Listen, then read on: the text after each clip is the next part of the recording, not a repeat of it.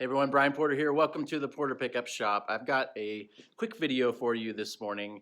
This is Weird Amps of the Porter Shop. You can see behind me there's our beautiful amp corner. You probably saw it in the thumbnail for this video.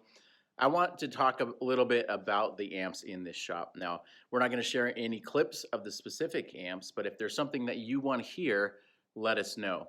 We've kind of acquired this weird collection of amps to demo the pickups. There's all sorts of stories behind each amp, and I won't go too deep into it in this video, but I'm more curious of which amp kind of piques your interest. We definitely have a few shop favorites. We have some kind of runts and some weirdos, but I'm sure that everyone's got that kind of collection in terms of guitars or amps. So let's take a closer look at the weird amps of the Porter Shop.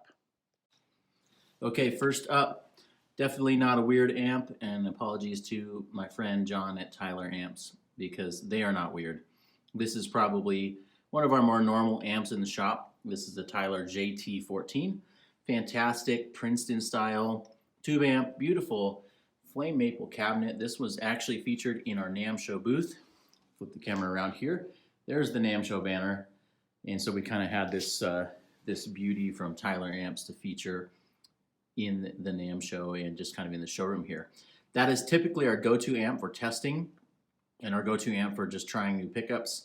We like to plug into this because we know how it sounds. So we're kind of listening for the pickup more than anything else, if that makes sense. All right, next up, cool story behind this. I will share a story of this specific amp. This is an early 90s Blues Deluxe. This was actually my first tube amp ever as a young guitar player.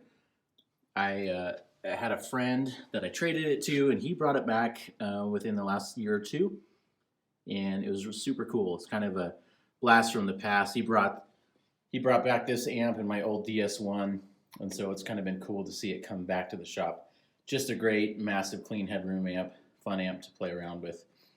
The sleeper amp of the shop is got to be this 72 Trainer YSR1. Anyone that's come into the shop wants to buy this amp. It's not for sale. Sounds like $1 million. It's got a very cool, weird rehoused thing. I've got another amp that has a similar story. We'll dive in deeper to this specific amp. EL30 or EL84, no 34, excuse me. EL34 power tubes. It's got a beautiful, got the jumpered channel there. Kind of a tweed bassman kind of style. It's got tremolo reverb. Sounds fantastic. All right, we have the PV 6505 here. This one's got a crazy story, and I'll just show you on the side. It was a head, and it got converted back to a combo, or it was a combo, then it was a head. This is from one of our amp repair guys. He let us use it here in the shop, so you can see the beautiful duct tape on the side to put it back together, because I think someone sawed it in half and tried to make it into a head. You can see on the other side there. Pretty wild, but just a fun amp to let it rip. Okay, well, then we have a modded 60s Epiphone. It is modded by a fella named Brigatone, who also did the Trainer over here. He modified this, and it's just a kind of a growly, fuzzy sort of thing. It's a late 60s. You can see very faintly the Epiphone upside down there.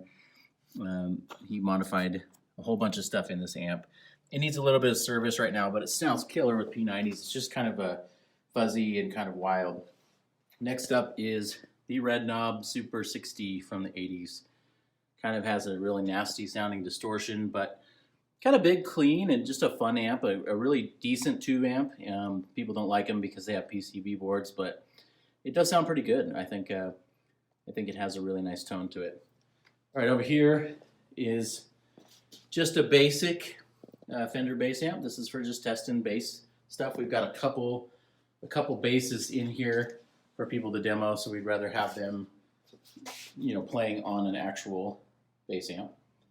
And then finally we have the Revival. This is a Guitar Tech in Tennessee who made this for us.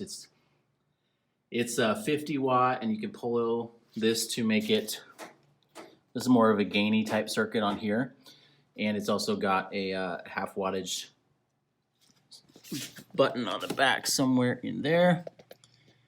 You can see right down the side there. Again, high production value on this. Really cool, giant, clean, almost like a souped up twin with some grit on tap. Really sounds good.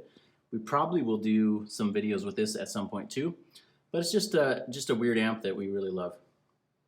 Okay, so there's a look at some of the weird amps in the Porter shop. Which one stood out to you? Which one do you want to hear some sound clips of? Which one are you just totally confused by? Let me know in the comments below. Thanks so much.